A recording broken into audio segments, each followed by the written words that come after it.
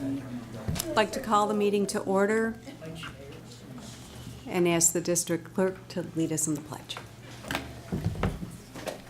I pledge allegiance to the flag of the United States of America and to the republic for which it stands, one nation, under God, indivisible, with liberty and justice for all. Thank you.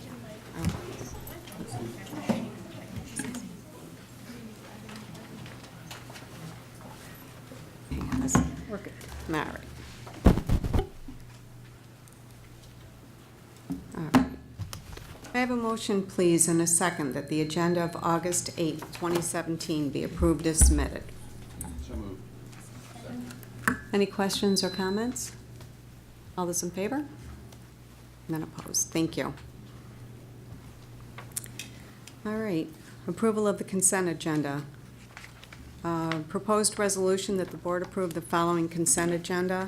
Approval of minutes of July 11, 2017 as submitted. Acceptance of recommendations from the Committee on Special Education. Acceptance of recommendations from the Committee on Preschool Special Education. Acceptance of recommendations from the Superintendent for personnel changes with addendum. Request to approve Intercept Security, Inc. per Penfield Central School District. RFP 1801 for the 2017-2018 school year to include 2 optional 1-year renewals and the additional budget transfers July 1, 2016 through June 30, 2017. May I have a motion and a second that the Board of Education approve the consent agenda as submitted with addendum? So moved. Second. Any questions or comments? All those in favor? None opposed. Thank you. I've got this for our executive. Okay. All right, our treasurer's report. You have that in your packet, attached item 3D, the treasurer's report for the month ending June 30th, 2017.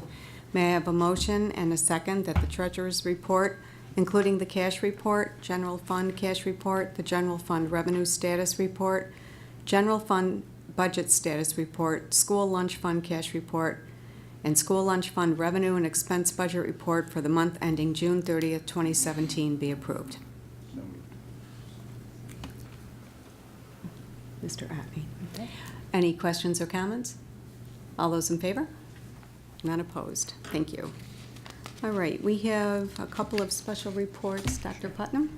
Yes, we have 2 special reports this evening. We have Dee Lansenkamp to talk a little bit about Parent University, and so I'll have Dee come on up. All right, great.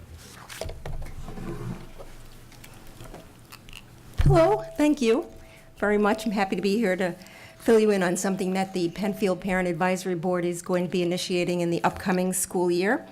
And as you know, the Penfield Parent Advisory Board, or PAB, is the leadership council of 8 Penfield parent organizations, the 6 building-based organizations, most of which are PTAs, with the exception of the high school where it's a PTSA, and Indian Landing, which has a PTO. And then the remaining 2 organizations are K through 12 organizations, Special Education PTA, SEPTA, and Parents Advocating for Challenge in Education, PACE.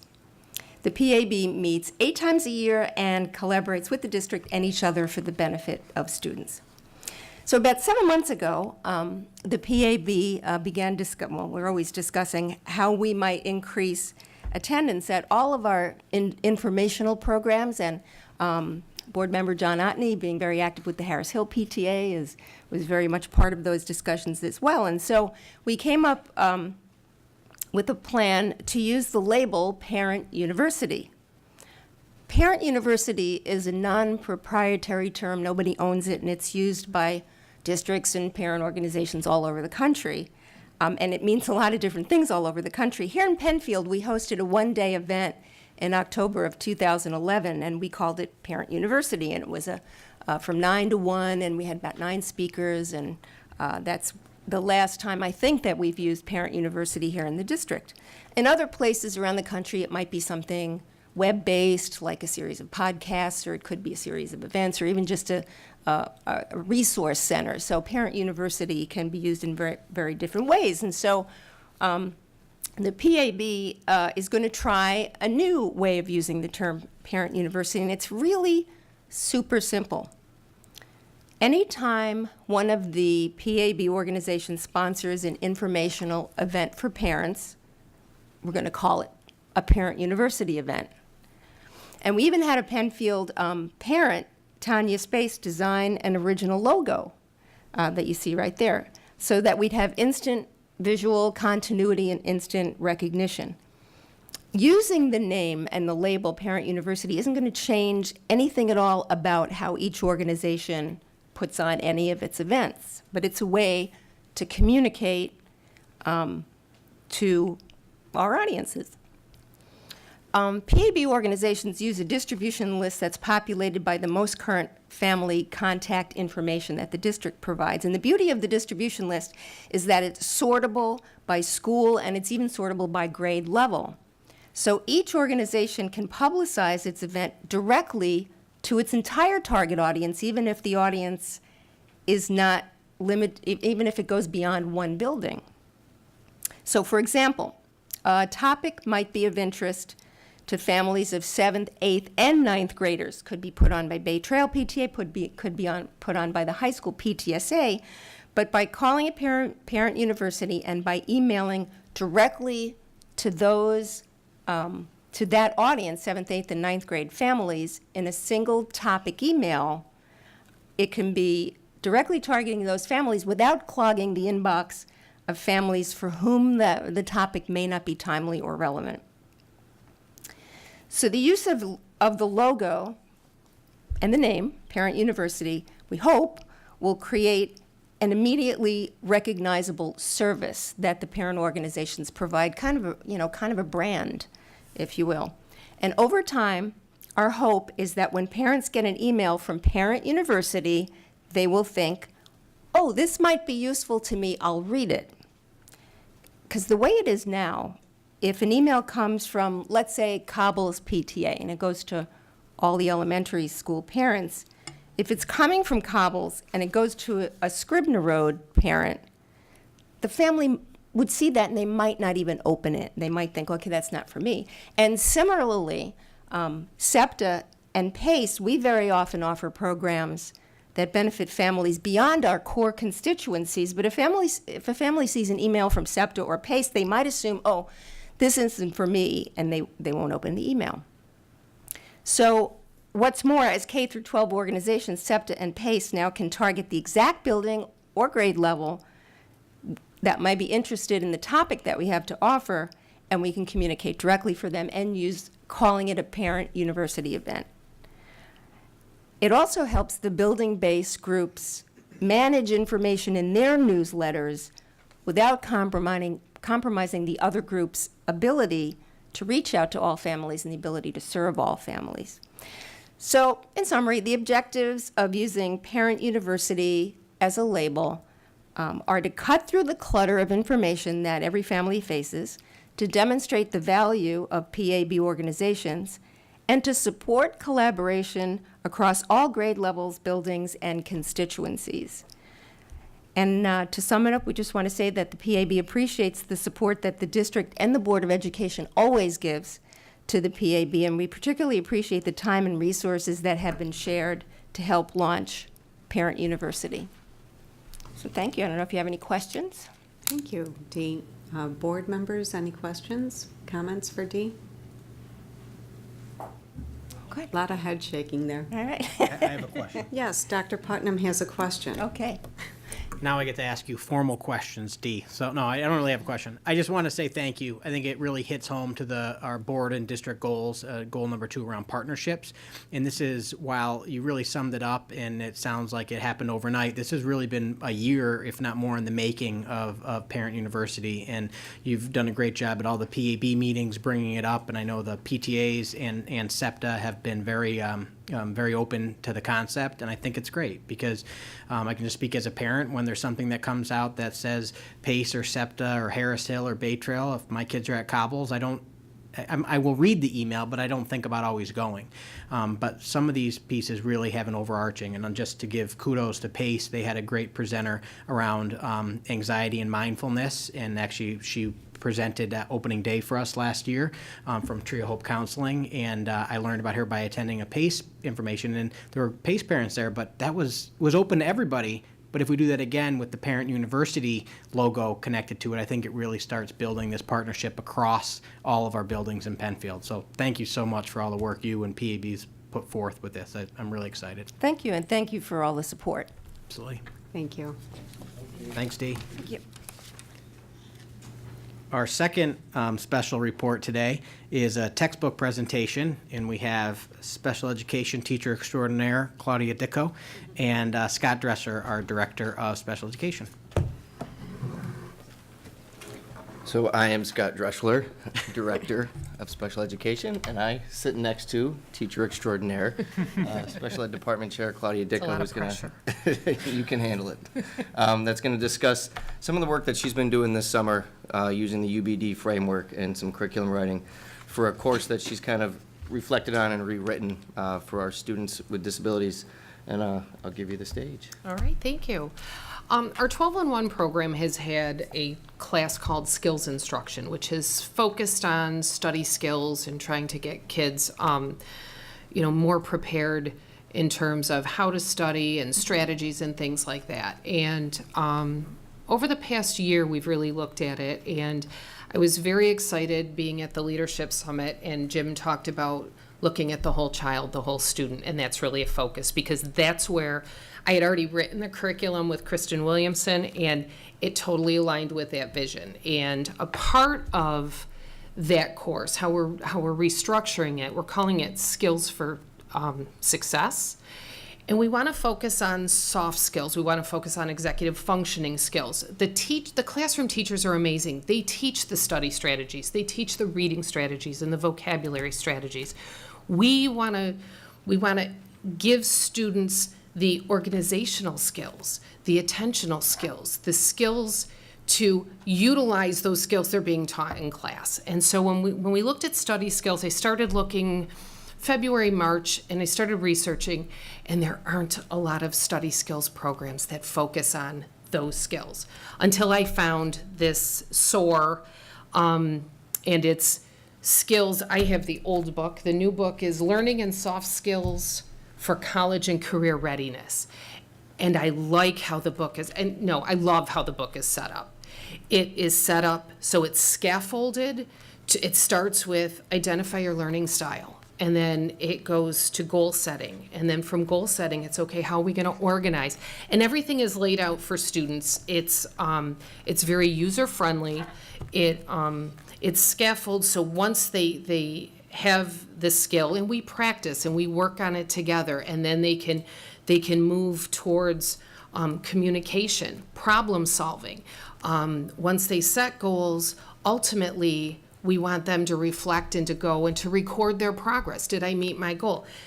Using Infinite Campus, looking at their own grades. So the way the book is set up is ideal. It also comes with an online app that students use where it's the same material from the book, but it can read it to them. So and it's self-paced, so they can follow, they read it, then there's little quizzes. If they don't get everything right, they can go back. And the teacher manual is actually a multimedia teacher manual. So I believe, and I only had 2 days to preview it before I lost my free preview, so I didn't even get to that part. But I believe I can monitor with the teacher. You set up classes, and then you can monitor how the students are doing. So you can always keep check on all the students. The teacher resource multimedia guide has also additional things that the book doesn't have, so that you can enhance. If you have students that are struggling in one particular area, there's extra activities and practice that they can do. So, after looking through it, and after I really tried to get a lot to compare it to, and there wasn't a lot out there, but this was a fantastic book, and I think with a lot of the skills we're looking at is really creating independent learners. And we're starting it with 12-on-1 ninth grade class, but our hope is to eventually be able to offer it to all ninth grade students, because it's certainly something that all kids could benefit from and probably some adults could benefit from this too, so. Any questions? Thank you. Board members, any questions? Yeah, Lisa. Is this like a full year course or just a series, like within a 12-on-1 course, or? The way it was set up is, I have 4 sections of the class that are gonna meet twice a cycle. It's a 5-day cycle, so I'll have 4 sections. So it's like a separate course? It's a separate Oh, okay, course. yeah. It's not credit bearing right now. Ideally, I would love to see it. I think the big vision was to have it be a half-year course where kids could like meet every day, where students could get a half credit of elective, but that's pie in the sky, and maybe one of these days we'll get there. We'll get there. Thank you. Thank you. Mark? Have you thought about how you're going to evaluate the success of that material in terms of progressing the students? I think by monitoring having them set up their organizational system, which is actually something I'm going to set up this summer. There's a whole system that they describe in here. But monitoring grades, monitoring whether they're getting homework done, comparing from 8th grade, oh, so-and-so, really struggled with getting homework in on time. If there's a difference this year. I'm glad it's become a full year course, even though it's only twice a cycle, because I think having them for the full year will give me the opportunity to say, where were we in the first quarter? And really evaluate and have the students evaluate themselves too. So I'm hoping there's a lot of material in here that is set up for them to do evaluations. So I'm hoping to use that as well as just observation and anecdotal. Yeah, thank you. Any other questions? Well, thank you so much for coming tonight. Thanks so much. I appreciate it. Thank you. Now go enjoy the beautiful day I outside. know, very nice. I'm gonna read this book. I know. Do we have any? And so no, that concludes our special reports for this evening. Okay. Yeah, okay, but nobody gave, okay. This would be the time during the meeting for visitor speaking time. We don't have any visitors tonight, but I want to make mention that we always welcome comments from our community. We have a process and where you would fill out a form and request to speak at this point during the meeting. But since we don't have anyone here tonight, we're going to move on, which would next be our student representative, Claire Guo, who is, what, is she on vacation again? What is that? To be fair, I gave her the summer off. I figured there's not much going on in the schools over the summer. Exactly. So we wish Claire a happy summer time off, and we will move on now to our superintendent's reports. Thank you. I just wanted to say a thank you, I think, to the 4 remaining participation in government students we have in the audience. I know they're here for a requirement. They're taking participation in government over the summer. Many to get it out of the way so they free up their schedule for their senior year. But thank you very much for being here. And if I had a prize, I'd give it to you because some snuck out a little early, but you guys are still here. So I won't make you stay to the end, though, however long you need to stay. But thank you for being here. I have the shortest student and staff honors report, just like it's summer vacation, so I will start that. We have Joey Argento here, who just ran over from Cobbles Elementary School for this evening for the kindergarten orientation, and he'll be giving the school lunch report. And 2018 Elementary Additions Project, Mark Sansucci will review that. Analysis of fund balance, also Mark Sansucci. Tax rates for the 17-18 school year, Mark Sansucci, and we'll wrap up with the Leadership Summit review that actually Claudia Dicko just mentioned during her textbook with Jim Pfeiffer. So my one honor I have today is a donation by John Steigerwald, who donated a trumpet, and Mary Schultz, who donated a trumpet and a flute to the Penfield High School Music Department. And of course, due to their generosity, students will benefit and enjoy the music equipment for many years to come. It just says a lot about our community. We have an incredible music program, but also an incredible community who donate such items that our students are able to use, which is great. And Before we go to the lunch program, as I asked Joe Argento to come up, I'll just give kudos again to Joe and the Transportation Department for this evening's kindergarten orientation. Thank you to John Otney and Lisa Benai-Chitzi, who were able to come over as well and greet some kindergarteners today and see how excited they were to come in. It really, I think, it's tomorrow night as well at 5:30. If you're willing or interested to come over, it might be my favorite night because they haven't been in school yet. And so my favorite was a parent today, this young little kindergarten girl who was all dressed up, and the mom said, she thought it was the first day of school. I tried to convince her that it wasn't, but she was ready to go. So, and then you see some kids who come in so excited and parents who are crying because their little ones are going off. And then you see the kid who's a little bit nervous and the parents who are like high-fiving because they're heading to school. So, but Joey does a great job presenting the food program, and I appreciate that. And then they get on buses and drive over to Harris Hill, I believe, for bus safety. And so it really is an exciting day. So We had good weather, so that helps. Absolutely. So, Thanks, Joe.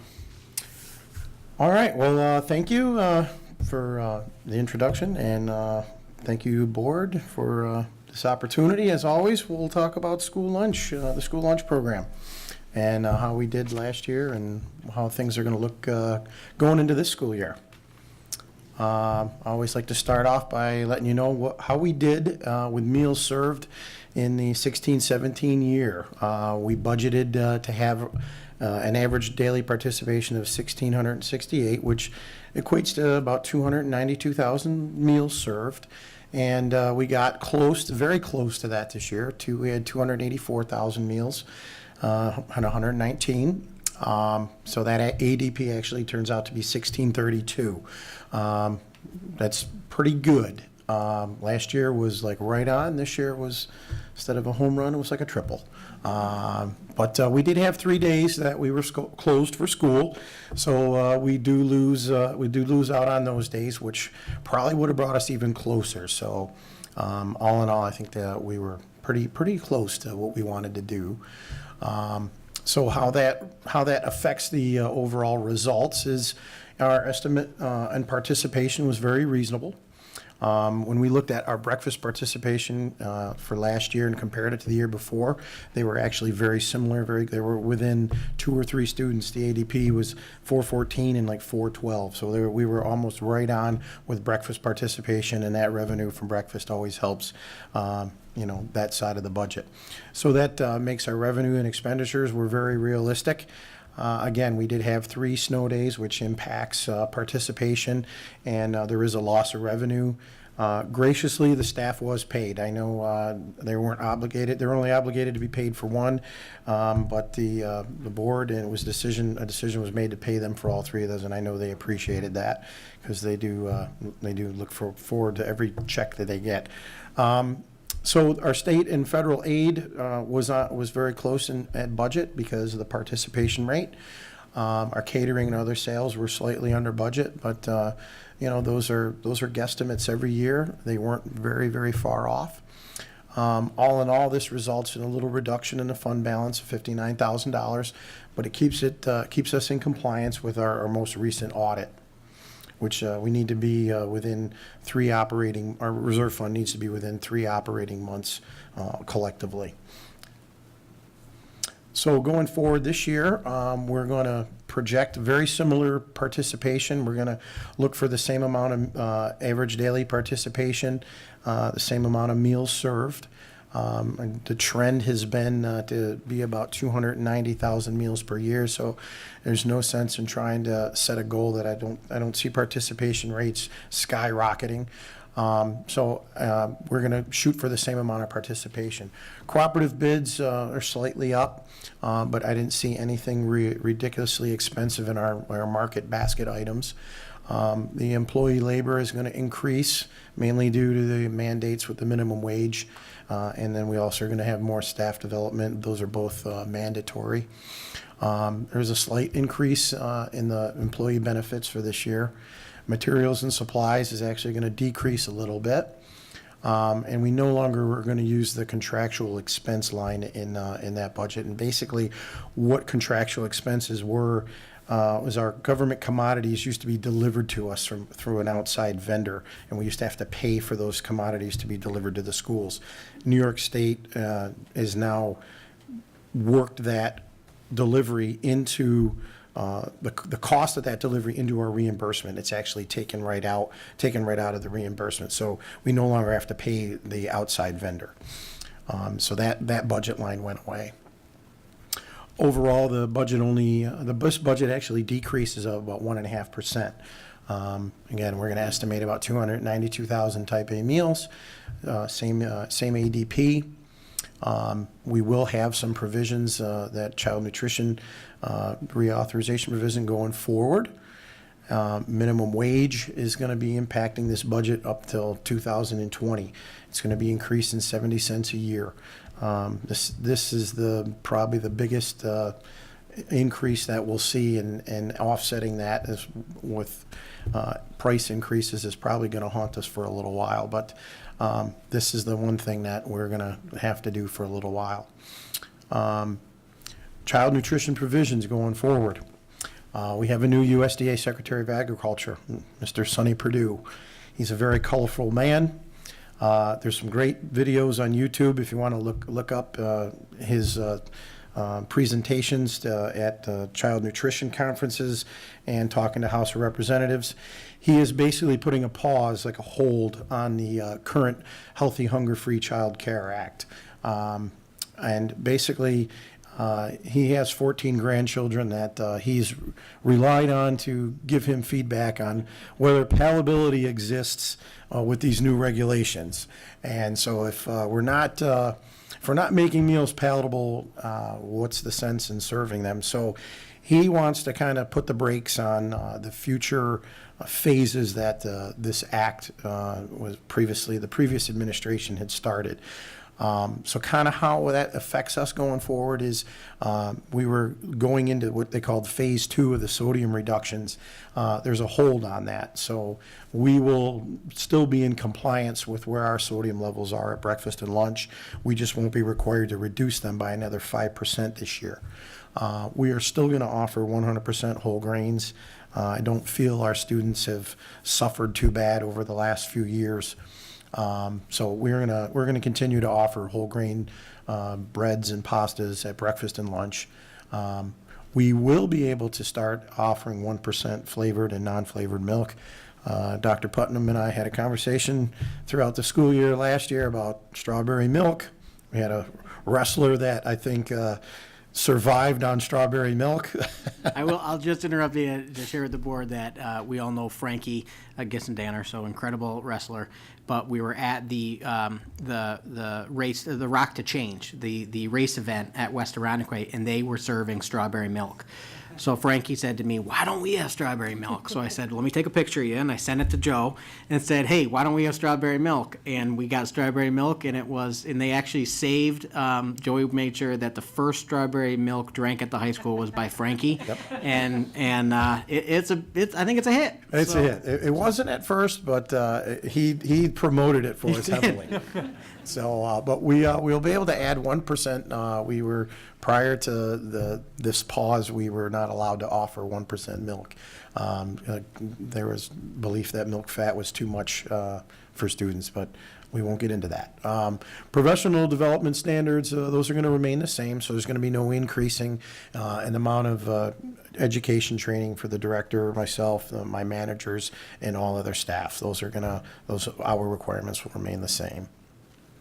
Last school year, we did have an administrative review. This administrative review is done every 3 years now by state ed, and the USDA has now entered the picture as part of the review. And used to be every 5 years you would have a 2-part review. You'd have the school meal initiative, and then you would have the CRE review. And so what they did is they smashed them together, and now they come out every 3 years. And the USDA has now entered the picture, and they're basically starting to look at the procurement processes that districts use in food service. So we were fortunate enough to be one of the first districts in November, along with West Irondequoit. We were the first 2 districts to go through this review process. And basically, it's broke down into 6 or 7 different areas here. The procurement practices being one. We had no violations, but they did have a recommendation as to how we kept our solicitation documentation. That's basically the information that I gather when we go through the process of our cooperative bids and how we decide to choose our vendors. And really that information is housed over at BOCES because we use pretty much all of the cooperative bids. So they just recommended that we have a copy of all their documentation and keep it on hand with us. So that was really not a big deal. But I will say that whole process took about 4 months to complete. It was very... It was off-site. Most of it was all done off-site through emails and tools that we had to go back and forth with. But it was a very time-consuming process. I'm glad we only had one recommendation. Meal access and reimbursement, they basically looked at our process that we account for the meals at the cash register and then claim them. We had no violations there.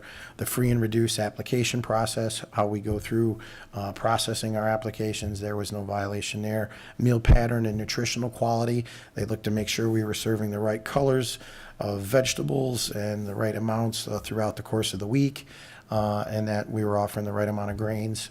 We had no violations. Resource management was kind of tied in with the procurement process. There was no violations there. General program compliance, that was just make sure that it was more like our staff, that covered staff training. Do staff members recognize reimbursable meals? Do we have the proper signage up so kids know what they can choose? There was no, are we health inspections done every 2 times a year at all the sites? Qualified people on site. So we were all in compliance there. Income verification, we had one violation, and it was a minor one.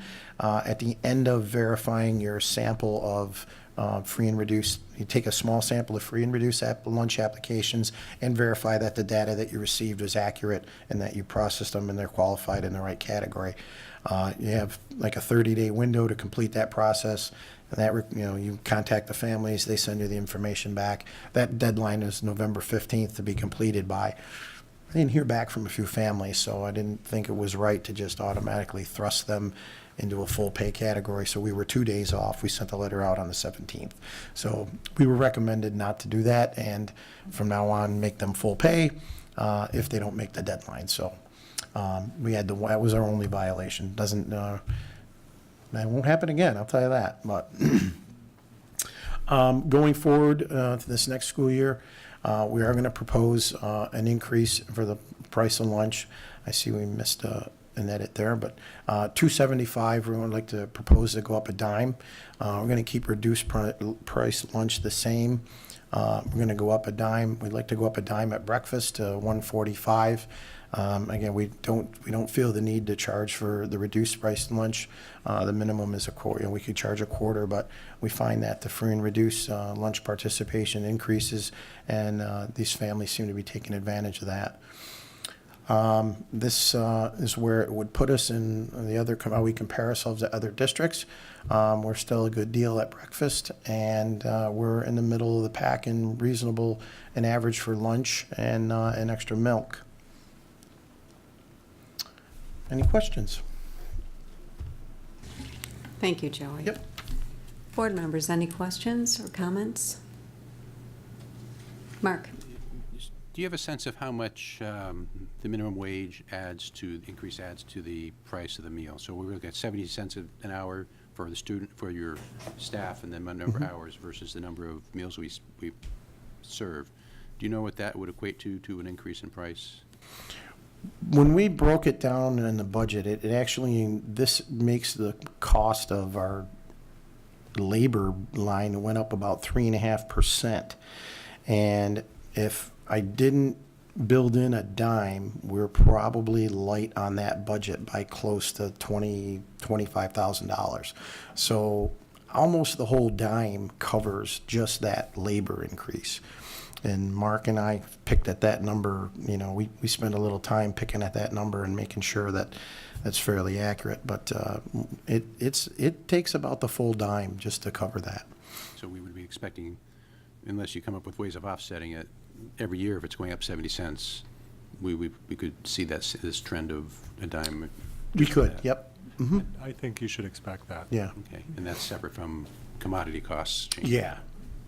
Yeah, that's really the only way to kind of offset that right now is kind of going to be the trend.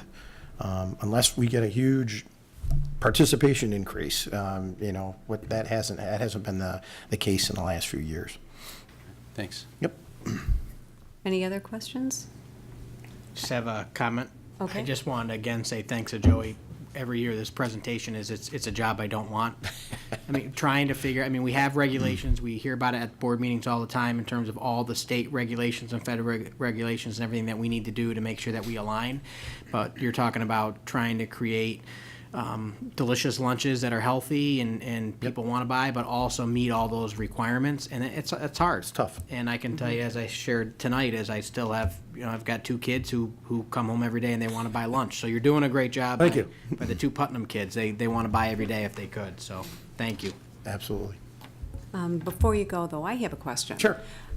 Regarding the halting of some of the implementations there, what about the fruit requirement? Do they still have to put something on their plate? That still stays in place. It does. Yeah, it's a pause. It doesn't mean that they're going to remove anything yet. So what we think, and it hasn't been made official yet, but at the national conference, the discussions that are going around is that the USDA may grant exemptions to districts that file for it, but you have to prove participation hardships, cost hardships, and it's going to be a process. And they're also going to allow that for the grain requirement as well. And those are the rumors that we're hearing, but for now they stay in place. And until they tell us that otherwise, Right. We've got to continue to be compliant in that area. I think it's important to note, because you made a good point about the minimum wage and how it's going to be affecting prices. And, this is another example of the double-edged sword. We want, a lot of people support the minimum wage and thinking, okay, this is solving a problem across the board, without acknowledging the other kinds of problems it creates, especially in light of our 2% tax cap. So just want to put that in there. You do a great job. Thank you very much. Appreciate you coming in tonight and giving us your report. Yep. And I don't envy you. Well, I will pass on the kind words to my staff members. I say it every year.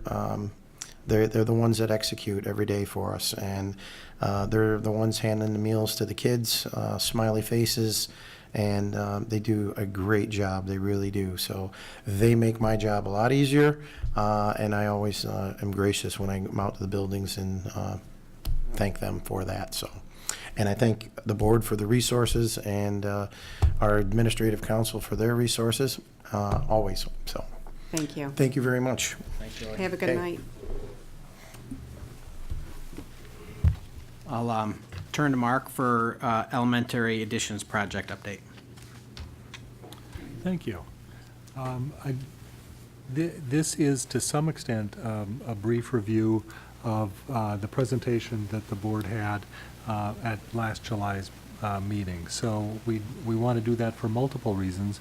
One reason is that we're making progress, we're continuing to move forward, and we want to apprise the board and the public of where we're going. And also we know that for some folks, this will be the first time when they see this that they've tuned in. They've not paid attention, or somehow they missed the July meeting. This is an important project for us.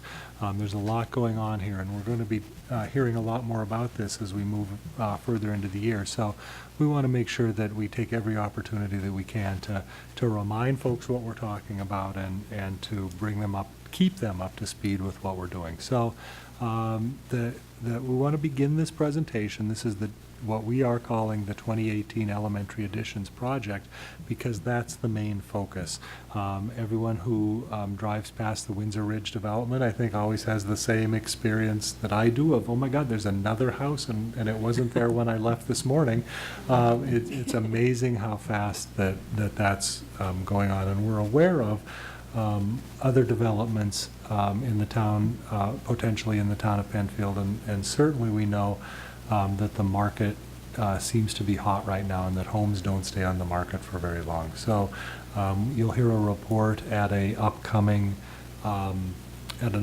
board meeting as we start to look at class size coming into the upcoming school year. We're going to be tight, and we will be pinched in our buildings. So we've known that, we've seen that coming, but this is a slow process. We're planning elementary classroom additions. That's the focus of this project. So 4 classrooms tentatively at each of Scribner, Cobbles, and Indian Landing, again, to accommodate what has been slowly increasing and now more rapidly increasing enrollment in our elementary schools. As part of that project, we'd initially proposed that we would be doing some changes to our maintenance facility, the buildings and grounds facility, and also the bus garage. We wouldn't be moving the bus garage off of its existing site, but we proposed to create enough space there on the existing site on 5 Mile Line Road by moving the buildings and grounds facility to some district property that we own on Atlantic Avenue. That's proved to be impossible. As we went through the seeker process, we learned that the wetlands that were on that property and mapped long ago have grown. And changed in nature, and we just can't go forward with what we proposed for that facility. So we dropped back, and we're reconsidering what our options are. We'd like to do this entire project as a package, and just as our student enrollment grows and has grown through the years, our transportation department's growing. We need to address both. It seems appropriate to address both parts of that problem at the same time. So at the July 11th meeting, we reviewed, based on this new information, Dr. Putnam reviewed sort of the 4 options that we have to go forward. One of those is always do nothing. I think doing nothing is always a choice that you can make. In this case, perhaps not a wise one, but it is a choice that we could consider. And may need to consider as we move forward. We could proceed with the elementary school additions independent of doing something with the bus garage. We could move the bus, without moving buildings and grounds or having anything to do with the transportation facility on 5 Mile Line Road. We could remove the buildings and grounds facility to Gloria Drive. We own property on Gloria Drive. This would not move transportation. It would leave it at the 5 Mile Line site, but rather sort of a different flavor. Rather than moving the buildings and grounds function to the property on Atlantic, move it to Gloria Drive. A third option could be to move both to Gloria Drive. It is a large enough site to accommodate both of those functions. Or we could purchase, the other option is, what if we purchased land and moved buildings and grounds and or transportation to that new site? So we considered the positives and the negatives of each of those options. Doing nothing has sort of been the mode for this part of this project for a very long time, and it's sort of outliving its usefulness as a project. By doing nothing, the space issues that we currently exist at the bus garage will continue. We currently will have some challenges with regard to parking. We have quite a large number of challenges with regard to staff access to the facility. The facilities themselves were built in 1961 for the bus maintenance barns itself. They're dated. They need to be replaced. So really, this has been part of and has been a high priority item, doing something with that facility has been part of our long-range facility plan for many years. It just keeps getting pushed back. So at this point, it feels like with the increased enrollment, with the increased pressure on the facility, we've gotten to the point where doing nothing is a relatively unappealing option. It does have the advantage of speed. We could move forward with something for elementary additions if we were to eliminate this. Moving buildings and grounds to Gloria Drive allows us to begin to move forward with the project. We currently own the property, and it would improve the space issues on 5 Mile Line Road. That would be an advantage. By moving just buildings and grounds, though, there are some state aid disadvantages. There'd be no state aid for buildings and grounds construction. The reason that we offered that as a possibility in our initial proposal when we were moving to Atlantic Avenue is we had no other choice, and nothing else would fit there. So it was the best of a series of bad choices, if you would. Now with that even closed to us and back to square one, we want to rethink that. I think we should. There would be property impact at Gloria Drive. That property is in the easternmost side of our district. It's a little bit remote in terms of availability for buildings and grounds to our other sites, and it doesn't really allow for any potential growth on 5 Mile Line. It would fix it in the short term, but not for a long term. If we move everything to Gloria Drive, including buildings and grounds and transportation, we pick up a few advantages. Besides the fact that we own the property, we would make the work out there. We would improve the aidability of the project, because building transportation facilities is an aidable activity. So we would get about 70 cents back on each dollar. We could still use the 5 Mile Line site for other district purposes, but it would have some significant impacts with regard to bus routing. That in the eastern part of the district, the bus routing would become much less efficient. Routes would become longer. Runs would become longer. It would drive up costs over time. 441 is the primary access road to that site, and it's already pretty heavily trafficked at school times. And we'd still need to maintain a bus wash, we think, at 5 Mile Line Road, because there's no sewer on Gloria Drive. So running a bus wash facility on a septic system, I think, just wouldn't be financially feasible. That's certainly has its advantages. It has more advantages than some of the other options we've looked at, but it comes with a set of challenges as well. And finally, option 4, which is consider the purchase of property for buildings and grounds and or transportation, either buildings and grounds or transportation or both, on a new site.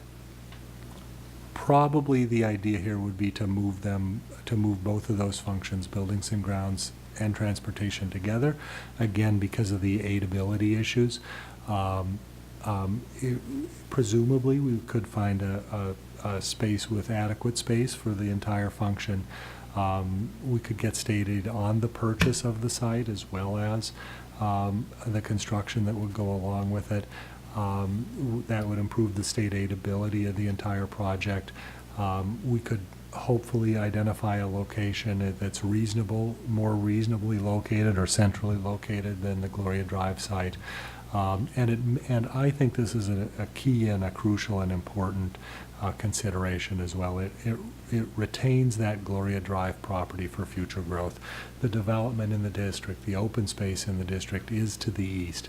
That property was purchased many years ago by a very foresightful Board of Education, who also at the same time bought the site that Bay Trail is on now, bought the site that Scribner's on now, bought the site that Harris Hill is on now, all in one swoop. I'm a little amazed. They truly were the greatest generation.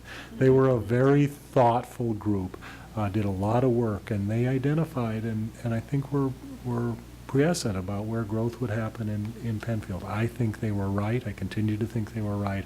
I think that we'll see an elementary school at some point on Gloria Drive. And we don't want to close off that possibility. So there's some advantages to this option. I want to talk a little bit about where we're at. So we're continuing to review the options. As Dr. Putnam indicated earlier, we talk about this practically every day.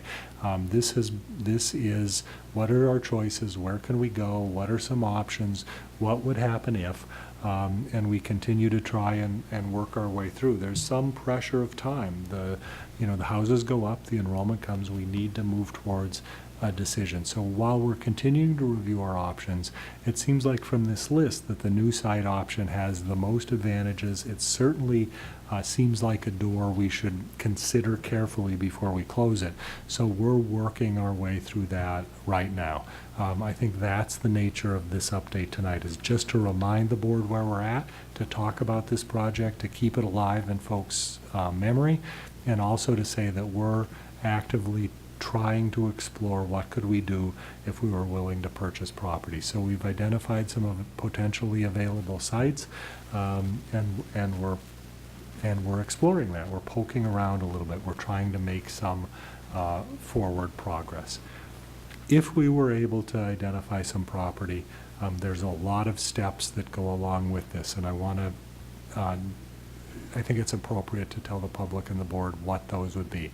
So we can negotiate, the board has the right to negotiate with a landowner to come up with a purchase option or a contract to agree on a price, but the board has to approve that in public session. There's lots of checks and balances in this. So this kind of deal isn't a done deal. When we buy property, as individuals, we can make a deal, shake hands, sign the paper, and when we walk away, it's done. As a school district, lots of folks get to have a say. The Board of Education has the first say. You need to approve an offer made in public session. That offer would be contingent upon there would be lots of contingencies, including environmental review. We need to go through seeker, the State Environmental Quality Review process, to determine that there's no untoward environmental impact. SHPO, the State Historic Parks, gets to weigh in. The State Education Department also has an approval process. The most important approval, though, is really district voters. The district voters have to, after the boards approve it, after it's completed its environmental review, after it's appropriate for us to schedule the vote, the school district voters have the right to say yes or no. You can include the purchase of property with a capital project, or you can do it separately as a separate vote. That'll be a decision that we'll have to make as we move forward. But the voters have the next to final say. Once they approve it, that entire package of information gets shipped off to the State Education Department. They will review it for appropriateness and have the final say. If it clears all those hurdles, then the deal's done. Then the landowner can be paid. But as you can see, there's a lot of contingencies and a lot of hurdles that have to be negotiated, and that can be daunting for people. It's part of the conversation as we move forward. So we're in the process of looking. That's the process generally. So board approval, seeker, voter approval, and then State Education Department approval before we can purchase property. So what's left to do? A lot really. We need to identify a site and begin that process of moving forward. The pressure of time is real, so we need to establish that site, identify it, begin that process, or we need to decide to move forward without it, to throw overboard the bus garage transportation and maintenance and say we'll hold that for a future day. In either case, whether we move forward with the bus, whether we identify, make one of those 4 options, decide to go ahead, or whether we decide to pause on that, we still have seeker. Seeker needs to be completed in any case, for the elementary additions project as well. So whether it's a part of a package or whether it stands on its own, seeker needs to be completed before we can schedule a vote. We're scheduling we're at the spot now where we need to schedule a meeting with the state education department to get their read on our classroom additions. We believe they're necessary. We believe our data supports that we need those classroom additions. We think our class sizes show that we need them, but they provide, they pay for it. They provide 70 cents on the dollar, so they have a right to weigh in. And we want to have that information from them before we go to the voters. We want to be able to say to our voters with confidence that it'll be supported by state aid, because our financing plan will be predicated on that. So we're aiming towards a September meeting for that. It'll probably be, we're hoping for the third week in September. With that, with all those pieces in place, we need to finalize a budget for this project. We're fairly locked down on what the elementary costs would be, but there's lots of this other work that needs to be decided. And then we need to put all that together, bring it to the board for approval, and begin our plans for conversations and schedule a vote date, a plan for communication with our public and for public informational meetings and so on. So lots left to be done, but it feels like at this point it all hinges on making a decision about where we're going to go with buildings and grounds and transportation. Is it one of those four? Which of those four do we recommend? And beginning to move forward with that. So as I indicated, we're focusing right now on the fourth, on the purchase of land option, and we'll be back to you at a future meeting with where we're going with that. Are there any questions? Board members? Mark?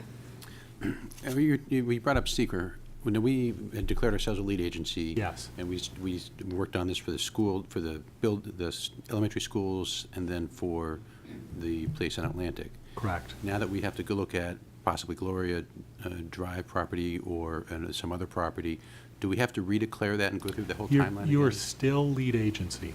And we've had some consultation with Ed Primo, who you've heard from, our attorney who handles seeker for us. And as lead agency, you'll need to amend. There will be a process whereby you're going to amend your declaration, that environmental impact statement, the initial environmental impact statement, but you're still lead agency. It's the essential nature of what you set out to do, which is, build these additions, move the bus garage, hasn't really changed. So you won't need to go back through any of that process. There will be some legal steps you'll need to take along the way. And ultimately, that seeker process is about the board taking a hard look at any potential, as lead agency, taking a hard look at any environmental impacts that this might entail.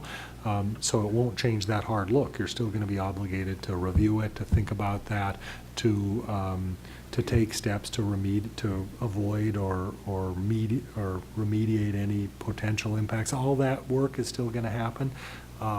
It's just that there were some changes to the details of what you intend to do, and those are can be accommodated within the existing process. Thank you. John? John, When the state ed comes in to look at the classroom additions, do they look at buildings on an individual basis, or will they look at like all four elementary? They look at all four elementary schools. So, they are not interested, they don't care about your redistricting problem, right? I mean, if we had a building that was half empty and overcrowding in the other three, they would say, that's not our problem. And so, right now, I am in the process of submitting one of the behind-the-scenes kind of pieces that happens in this process is a submission of all of our elementary schools, which in this case includes Harris Hill, even though there's no additions proposed, to the regional associate, the regional special education associate, because they need to sign off that we're treating students with disabilities appropriately district-wide in our elementary schools, that space is appropriate. That's a global look. And that'll filter up to SED, where they will take a global look at our enrollments. And do you have space elsewhere? We're at a spot, really, because we've looked at this, where we believe Our lowest enrollments currently are coming in at Harris Hill. But I think when you look at our projections for growth, we believe that when you look at our projections for growth and the overall level of enrollment in the schools, that the capacity of all 4 buildings with the 4 additional spaces, at 3 of them, is still appropriate and that it'll be approvable. But that's you put your finger on the fundamental question. That's what we want to make sure we have locked down, because we would not want to make promises to our public about aidability and then SED says, oh, no, no. So. Thank you. Carol? What information is currently available on our website? In other words, other than watching the board meeting and going through the presentations, how can the public know that right now we're looking at this? Well, we'd sent out a newsletter that included the fact that in a newsletter to all the residents of Penfield that we were looking at the elementary school additions. There's a separate spot on the website under news that directs you to this. Some of the language from this is there. All of these presentations go there. So that's been, we've made an effort as we go along to communicate. Does that make sense? Yes, I guess I'm trying to think of the people who are not watching the board meeting over the summer and who are not here on Tuesday night. How will they find out suddenly that, oh my gosh, the board is buying a piece of land, or the board is doing this, or we're moving to Gloria Drive. Yeah. Before we get to that, we're going to have, as part of our process, both around seeker and around the scheduling of the vote, I think we would plan on some public presentations. We're not, let's face it, nobody pays attention to us in the summer. And right now, that's the reality. So as we move into September, we're going to have some conversations about, when would an appropriate time for a public forum be? How are we going to have those conversations? We're going to need those both for seeker and also for the purposes of just explaining our vote. Right? Depending on what we decide to do, if it's let's assume that the worst case and that we can't do anything with the bus garage and we throw that part overboard and we want to move forward with elementary school additions. Beginning in September, and moving up to whenever we schedule our vote for, we're going to need to complete the seeker process. That'll require some public meetings. We'll want to loop those into public meetings or into a conversation with the public and newsletter. So all of that comes in the future. I think right now we're still in a process of we're trying to figure out what we're going to talk to people about. And so we need to do our homework to have a story to be able to tell them, this is what we want to do. Right now, I just spent a half hour, 45 minutes of your time saying we're trying to figure it out. And while that's crucial and it's an important part of our planning, it's not a message that folks are exactly going to get their heads around. So I think by September and October, we'll be in a better place to begin planning those public conversations. Great, thank you. Lisa? Oh, and I'm sorry, Oh. Nancy's got something. She's given me the fisheye. That means I said either something wrong or forgot to say something. Say that we already scheduled the first meeting, which is in October 19th. Oh, thank you. Thank you. I did forget that. Thank you. Okay. Thank you. Lisa? Thanks, Nancy. I almost forgot my question. What was I going to ask you? Okay, so the first to do about establishing a site, will we do a little bit more analysis on the option of moving? So hold on, because I can't see. Option of moving to Gloria Drive. We have a couple options, moving half or moving the whole thing, and there's a lot of, it could be additional cost. Will we have some numbers around that to share to the public as a comparison, what that might look like compared to other options? Yeah, we certainly could. Kind of go down that road. I just wondered if that might be helpful. Yeah. Some of it's going to involve some estimates and would depend on what Right. choices we made. But I think certainly any of these four could get fleshed out a little more. Great, thank you. Any other questions or comments? Okay, thank you. Mark is still on for the analysis of fund balance. Thank you. You're welcome. So later in your agenda, tonight is the night. One of the things that happens in August is the establishment of tax rates. So some of this is a repeat, sort of a repeat, in terms of where we're at and with regard to our tax rates and our levy. We always begin with just a brief analysis of fund balance. This is as of June 30th. We're in August now, and the auditors are actually in our office this week. So this is the week of our annual audit. We presented to you this information in June, but it was somewhat more estimated. We weren't finished closing the books. So this is slightly different, but I would say very slightly from what you saw previously. And it might change again slightly, and the resolution that you have before you contemplates that. But the essential point of this portion of the presentation is to tell you where we're at, to how we did and what our plans are as we move forward with the end of one school year and into the next. And to finally and most importantly establish the levy upon which the taxes are going to be calculated. You had a full presentation of lots of options back in June, or in June. At tonight's meeting, there's fewer options, really, because we've made choices as we moved along. So this is really more in the nature of an update. So what that fund balance represents really is the results of operations, certainly for a year, but actually over the course of the history of the school district. It's sort of where you ended up. You began with a reserved and unreserved fund balance totaling $5 million. You add to that revenues as a result of operations through the course of the year, and transfers into your budget from other sources. We transferred in from bus purchase. We brought in from our ERS reserve and from tax certiorari reserve. And you made expenditures. You made expenditures and transfers out of the budget as authorized by the voters. You purchased buses. We have year-end encumbrances.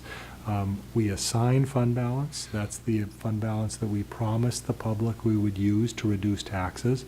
And we always recommend that you maintain the 4% unassigned fund balance. So you do all that, and the net result of operations is about $7 million. So what does that mean? What are those recommendations include?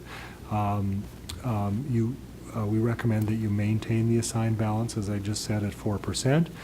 We appropriated $2 million, or the tax rates you'll see in just a minute assume that you are using $2 million to reduce taxes. We adjust an employee benefit reserve by $480. It's a very tiny reserve, but you have to authorize this. It can't just be done. And we're continuing to reserve against that future capital project. I've talked about this in several meetings throughout the course of the year. We talked about this last year in the establishment of a new reserve. This is part of that long-range financial plan to maintain our flow of positive funds that past capital projects have generated, and to maintain that stability in the budget into the future. So this is part of that planning. We're reserving into the 2014 capital reserve, which will be now fully funded, and beginning to fund the 2016 capital reserve. We're planning on using those funds. Those funds will form the basis for the financial plan for the project we just got done talking about. And we're beginning to refund our bus purchase reserve, so it includes $1.5 million to fund the school bus reserve fund. So that's lots of numbers, kind of how we ended up, but what it really means, the three big numbers, are appropriation to reduce taxes. That's a choice of $2 million, just over $2 million, $2,071,599. A levy at $61,680. and undesignated fund balance, or maintaining the unappropriated fund balance at the 4%, which is what we're authorized to maintain of about 3.8.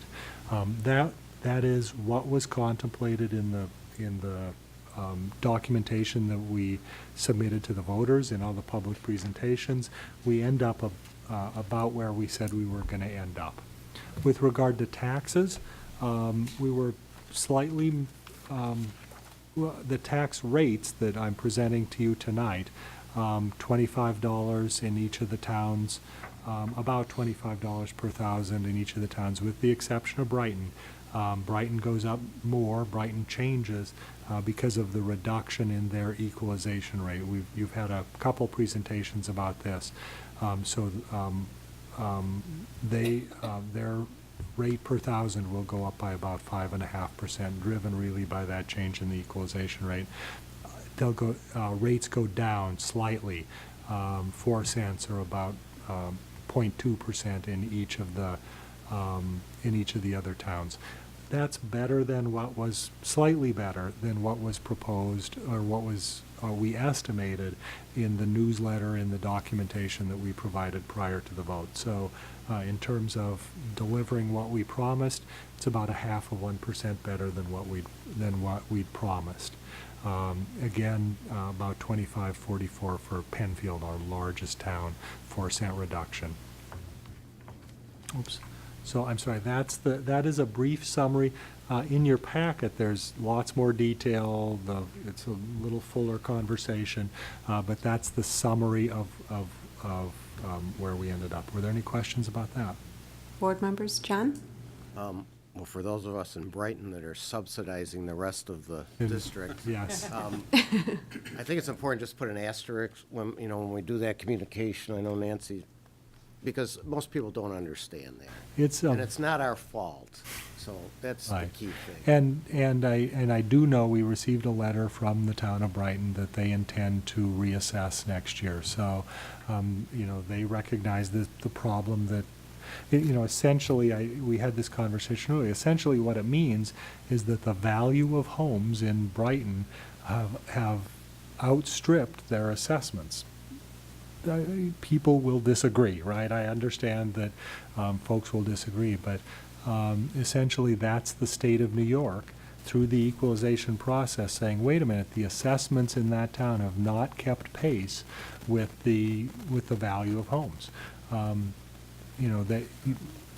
your home value goes up, you think that's a good thing, but it drives this, which people will not see as a good thing. So Well, the more we can just let them know, I mean, theoretically, if once they do that, it could be just the opposite. It could yeah, be a next year, -5.46. next year I'd expect to see it go that way, actually. But then again, how that impacts you as an individual depends on what happened to your assessment in the reassessment. So it is complicated. Nobody in the neighborhood is home when they come by, so. The other thing, too, when we talk about the growth on the Brighton side, if you haven't been up Penfield Road to notice the apartment construction, the changes in the road, and it's going really fast. It is. That is for those of you who've not, we haven't talked about that, and so if you don't mind, I'd take 10 cents because we've not really had a lot of conversation about it, and that on Old Penfield Road, it's still in the town of Penfield, but just before you get into the town of Brighton, they're putting in a large development, and they've just recently cut back the hill to put in a retention wall, and so it looks dramatically different as you head up there, and you can see now the progress that they're making. We've not really talked a lot about it, I think, in public, but we've included in the enrollment projections that we will be taking to SED to have that the conversation that we just talked about, some growth in enrollment as a result of that. Not because, and I think I've said to you in the past that we don't anticipate enrollment growth out of that because they're aiming those apartments. They're going to be, I think, as I understand, like 1 and 2 bedroom, fairly high-end apartments, not the kind of home or housing that you would expect a family to want, right? So our initial read as we've gone through the years, and that project has been talked about for a long time, was, well, it's not going to generate homes or generate children. But what we realized as we moved through our enrollment projections this year, it will, because as homeowners in Penfield and in Macedon and Walworth and all the rest of our towns and all the rest of our community move out, if they choose to, and I think some will, move out of their large, empty, 4-bedroom home to move into the 2-bedroom, nice, townhouse, their house will be available on the market, and it will fill up with a family.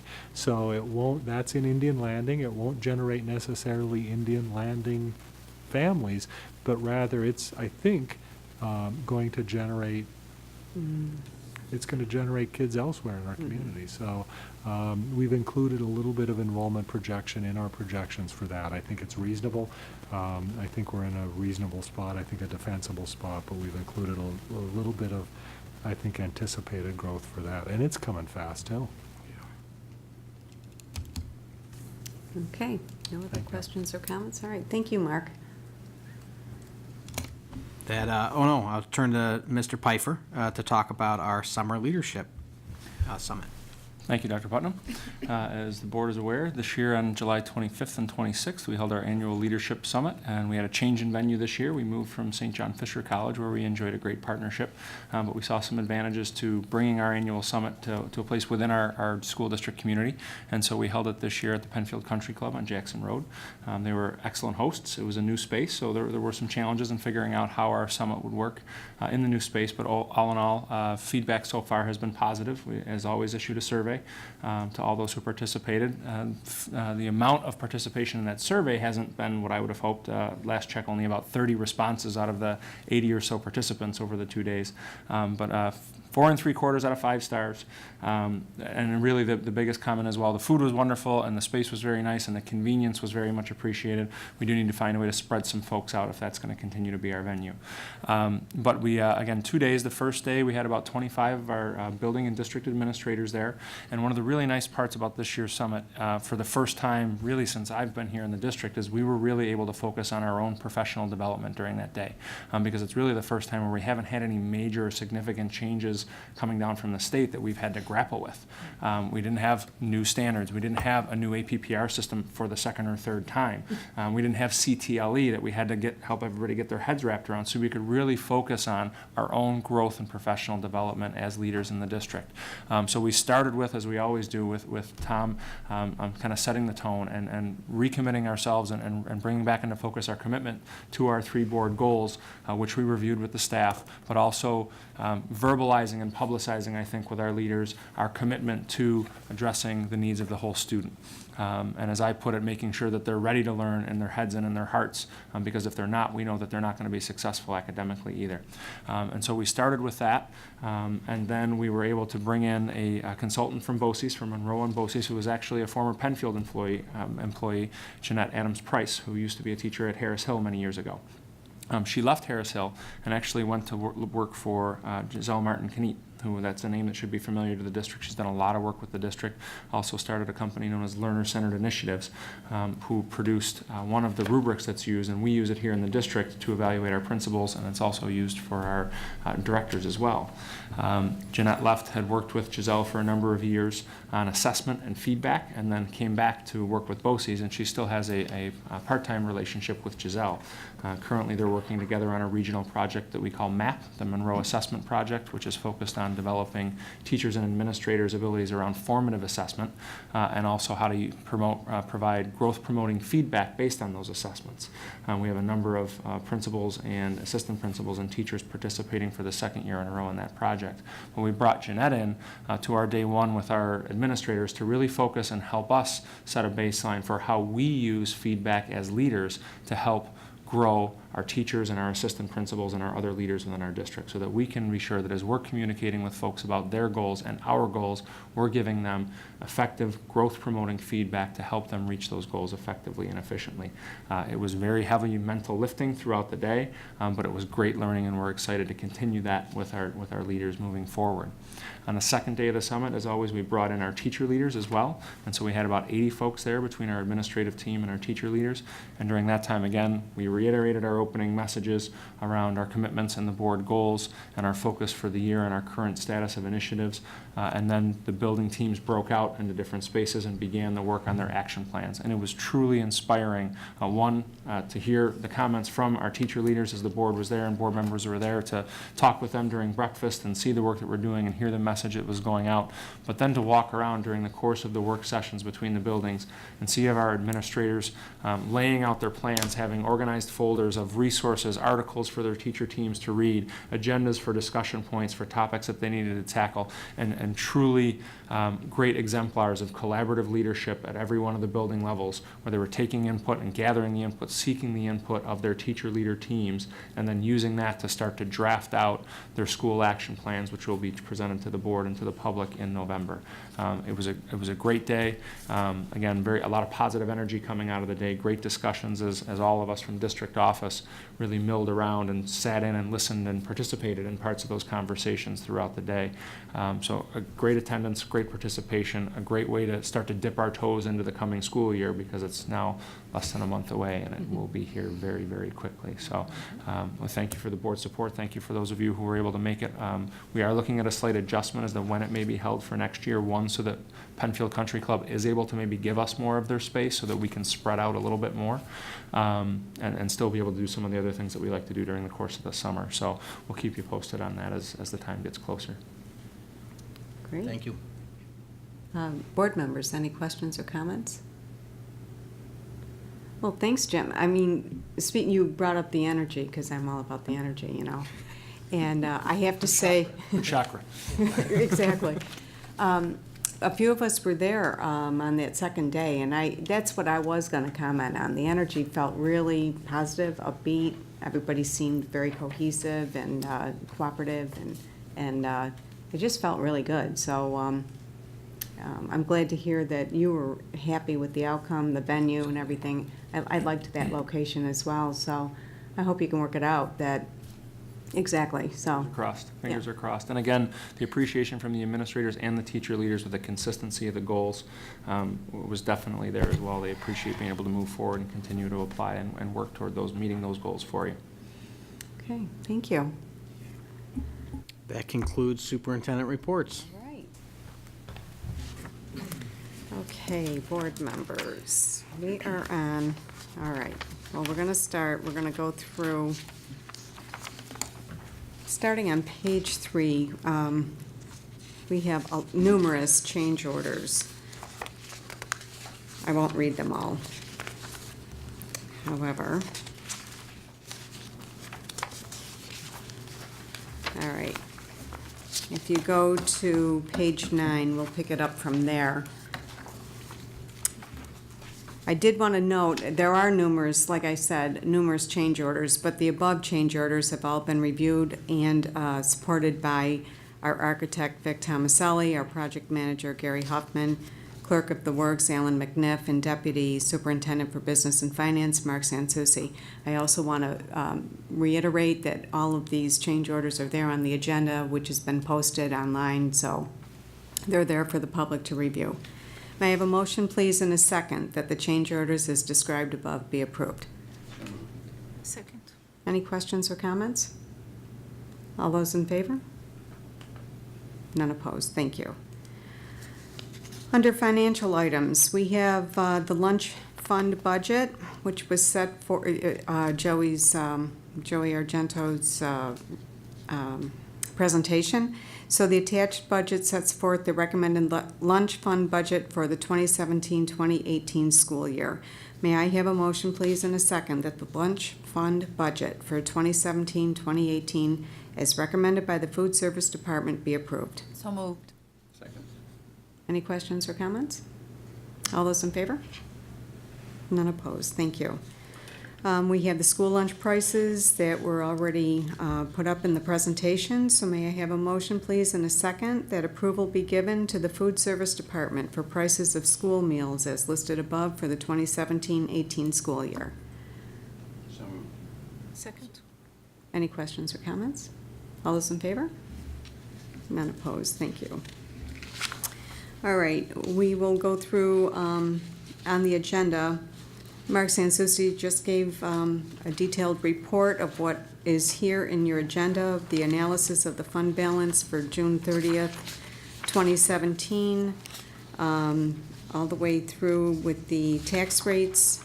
And so on page 12, if you could go over to there, may I have a motion, please, and a second, that the above 2017-18 anticipated revenue budget be amended as described above, that the described transfers and adjustments be approved, and that the school tax rate for the 2017-2018 school year be calculated on a real property tax levy of $61,680,852.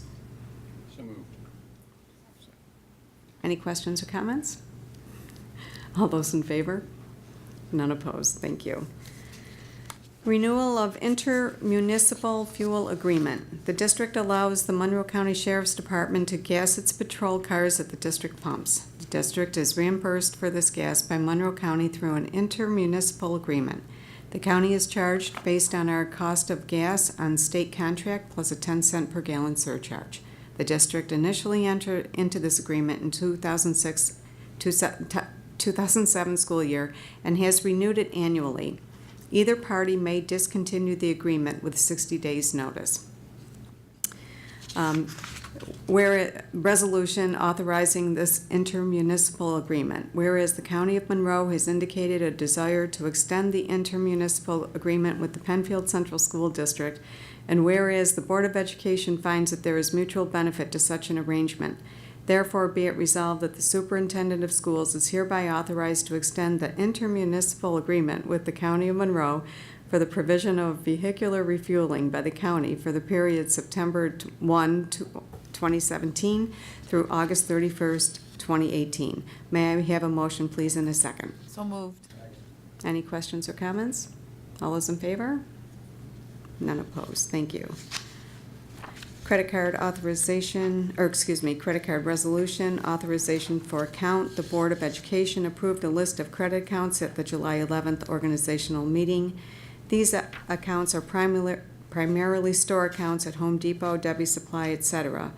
In these cases, the list of board authorized users may charge against purchase orders on file at those establishments. The district does not currently have a general credit card. However, there are instances when the use of a credit card may be necessary. For example, occasionally software purchases must be done online and require a credit card.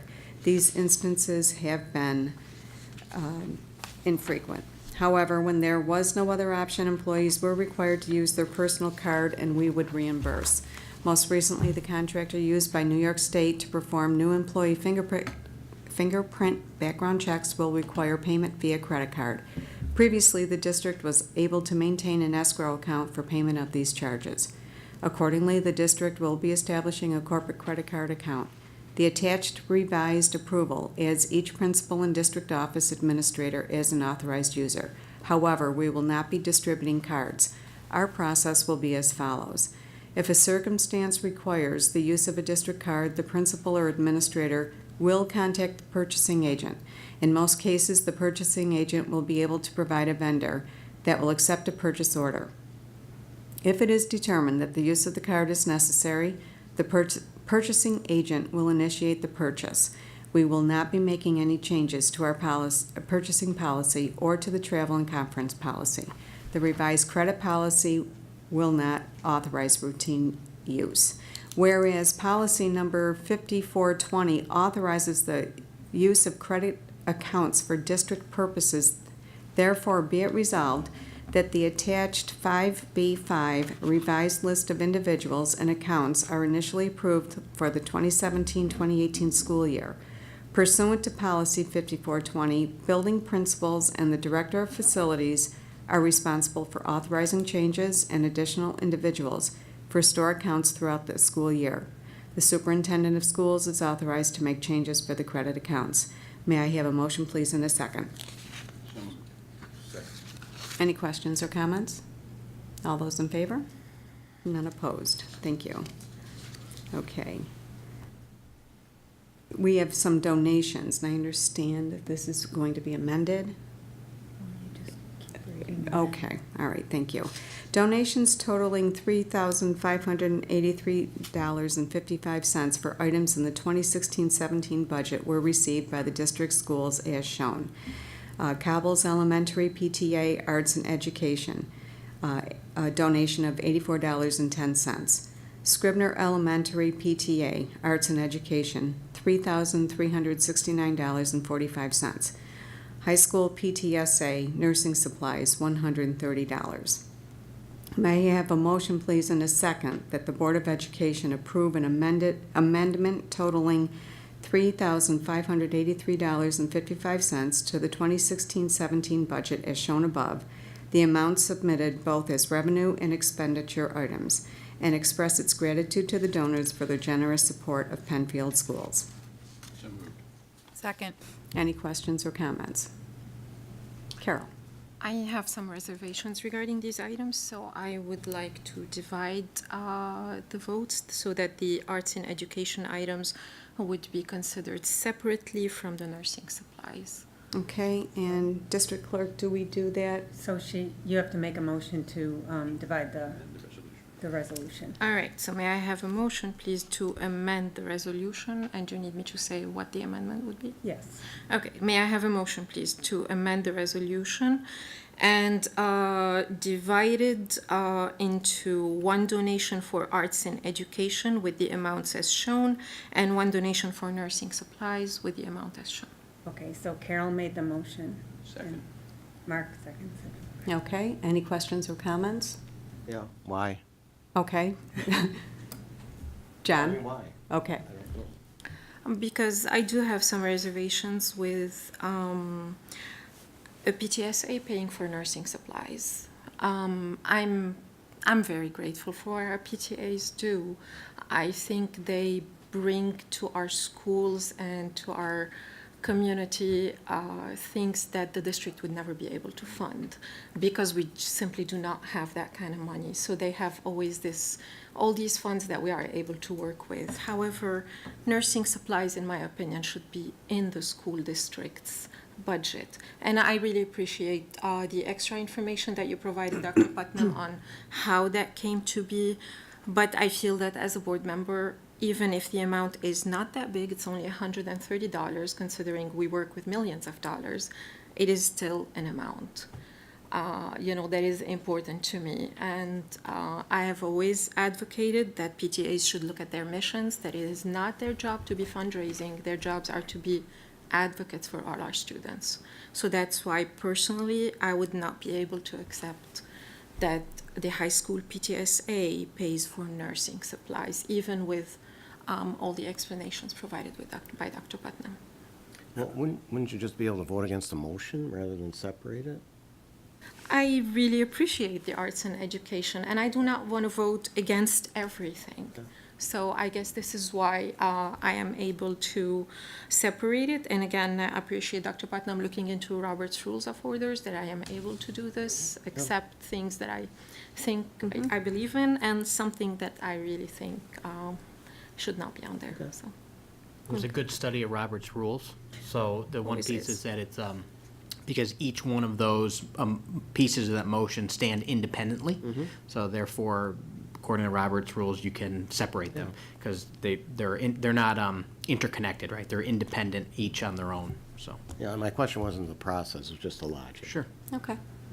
Mark? I would just also like to add, I think, Okay. one thing Carol points out is, accepting donations for many of the things we accept are for, let's say, elective use for the betterment of the district. When you get into nursing supplies and we start accepting those are medical products, and regardless, depending what they are, we want to make sure we are selecting what we use, and it's not the kind of thing like it's a trumpet or a flute.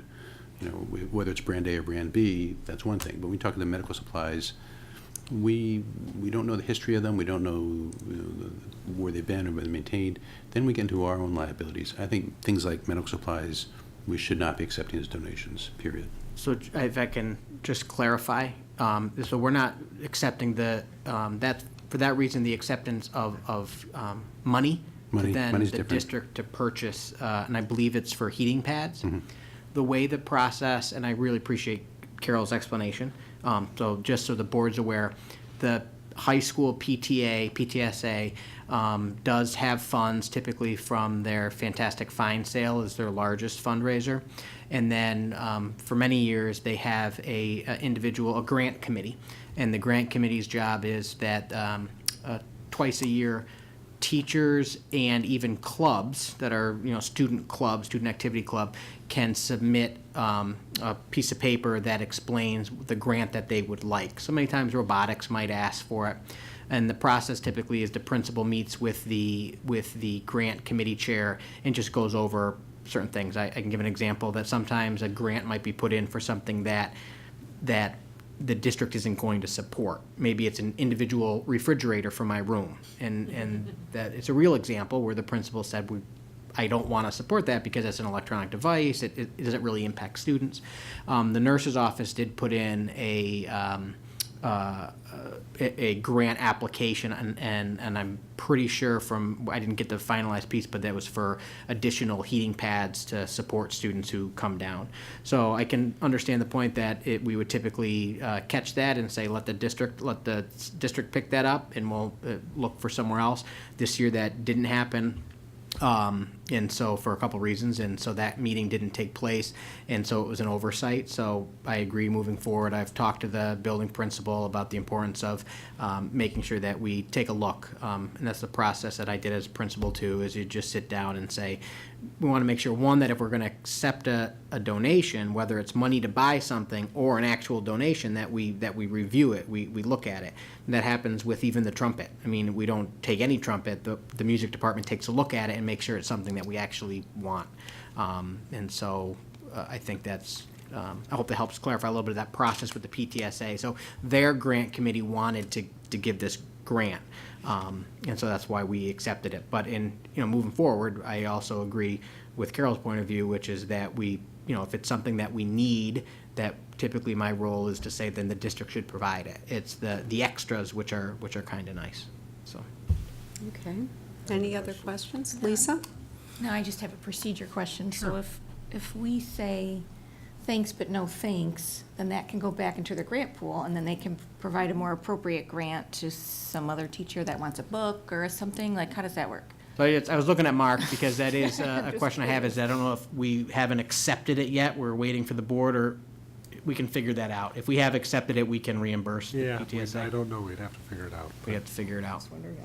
I have not had any conversations directly with PTSA. So if I think the procedural question is, if that is the outcome of the vote, then it would be a call I'd make to the PTA and explain that it was turned back.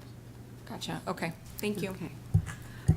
Okay, so we are, first of all, are there any other questions or comments? Okay, so now we're going to be voting on whether or not to divide. That was the motion that's been put forth, that Carol put forth. So all those in favor to divide the donations up into those two sections that Carol described. All those in favor? All those opposed? Okay, motion carried. Okay, now we will vote on so, hold on. May I have a motion and a second that the Board of Education approve the Cobbles Elementary PTA donation of $84.10 and the Scribner Elementary PTA Arts and Education donation of $3,369.45. I need a motion and a second, please, to approve those. Second. Any questions or comments? All those in favor? None opposed. Thank you. Okay, now may I have a motion, please, and a second, that the Board of Education approve the donation of the high school PTSA for nursing supplies in the amount of $130. So moved. Second. Any questions or comments? All those in favor? This is to approve the donation. Okay. Okay, so we have 2 in favor. All those opposed? Okay, motion fails, right? Right, motion failed. Okay, very good. Okay. So we will move on to the revision to bonding of employees. This resolution for bonding of employees was previously approved by the Board of Education at the July 11th reorganization meeting. However, we have been notified by our insurance agent that the limits for each position needed to be amended slightly in order to comply with the applicable endorsement and the available coverage. Approval of the attached amended resolution is recommended. We have the bonding of employees. Be it resolved that the Board of Education authorize the issuance of a government entity crime policy for the 2017-18 school year in the following amounts. It's all there right in your packet there of the various positions and the total coverage. Okay, so I need a motion, right? Yeah, I don't know where that. I don't see it either. Okay, so may I have a motion, please, in a second, that the, what do I say here? That the above employees' bonding be approved. Revision to the bonding. The revision to the bonding be approved. Sorry about that, folks. Any questions or comments? Lisa? Sorry, I'm just curious. Are these all our employees? Or are we, when we say Penfield tax collector, Brighton, They're not, They're but they not. handle our money, so. Okay, that's what I was what's going confused on by. Okay, there. Yeah. perfect. So we have the capability to bond them as well, and Right. so that's traditionally been what we do. okay, thank you. Okay. All right, where are we? So we need a vote. Okay, all those in favor? None opposed, thank you. No, it's fine, it's fine. Okay, professional development plan approval. May I have a motion, please, in a second, that the professional development plan be approved as presented on July 11, 2017 for the 2017-2018 school year? So moved. Second. Any questions or comments? All those in favor? None opposed. Thank you. Textbook approval. May I have a motion, please, in a second, that the Board of Education approve the above recommended textbook as presented on July 11th, 2017? So moved. Second. Any questions or comments? All those in favor? None opposed. Thank you. Okay. Would this go here? Sure. Okay. I do have a few remarks. Okay. Sherry Johnson sent out, I don't know if you saw this, to the co-chairs. John, you sent it to everybody, right? Or did you send it? To us, okay. Sherry is asking for input regarding information exchange topics for summer input. Okay. And are we going to be passing these out? Yeah. Okay. And then so- if you review the topics that she is asking if you're interested in talking about this year, and I'll email them to me and I'll get them all to her. I think she wanted her deadline to be September 1st. So if we could all give her that input, that would be helpful. Maybe the begin, or towards the end of August. Yeah, then and for John's sake, I mean, this is, every year, they send that out to, survey all the board members as to, what are the hot topics, the new topics for information And we exchange. have to sign and, something. Yeah, that's at the end of the meeting. they'll- And this is- And at your first meeting, there'll be kind of a discussion of that, so you'll prioritize it. Thank you, John. And then I wanted to point out that we have some things to sign because of all the tax analysis and everything that we did. So we've got some things to sign, so don't rush off. I think we're getting our picture taken. Okay, did I cover it? You did. All right. And then we've had some interest in discussion about iPads and going paperless, and we've got some discussions to have, so I'm thinking we should probably talk about a workshop. Maybe we could put out a doodle or something and try to figure out, we've got a few different topics that we've been tossing around, so I think we'll be doing that coming up. So those were the remarks I wanted to make. On unfinished business, we have all of the committees' assignments now, and we made that one revision, Carol, so Thank you, I appreciate it. no problem.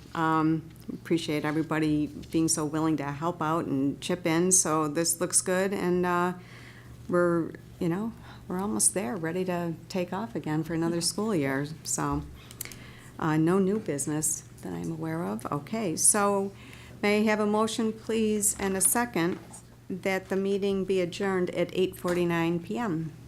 So moved. Any questions or comments? All those in favor? None opposed. Thank you.